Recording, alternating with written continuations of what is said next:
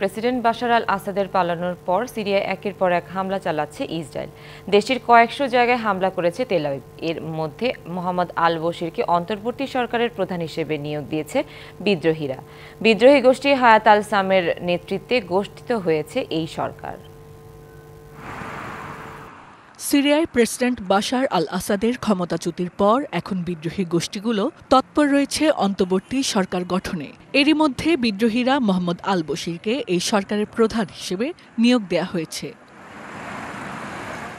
বার্তা সংস্থা রয়টার্স জানিয়েছে ৪১ বছরের বশির বর্তমানে এইচটিএস পরিচালিত সিরিয়ান সালভেশন ইদলিব অঞ্চলের উন্নয়ন ও মানবিক বিষয়ক মন্ত্রী হিসেবে দায়িত্ব পালন করছেন। তার নেতৃত্বেই হবে অন্তর্বর্তী সরকার।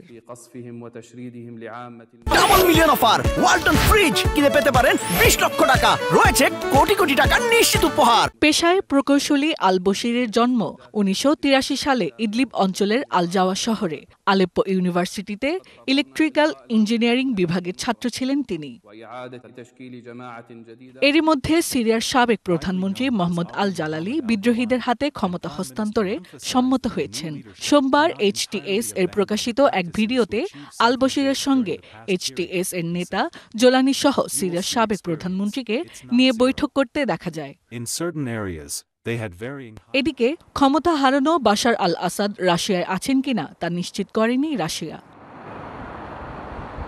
এরই মধ্যে সোমবার রাতভর রাজধানী দামেস্ক সহ হোমসের বিমানবন্দর ও সামরিক ঘাঁটি লক্ষ্য করে ১০০টিরও বেশি বিমান হামলা চালায় ইসরায়েলের সেনারা। অঞ্চলগুলোয় বিভিন্ন গোষ্ঠীর অবাধে অস্ত্র ব্যবহার বন্ধ করতে এই হামলা চালানো হয়েছে বলে জানায় IDF. Hasna Akter, DBC news desk.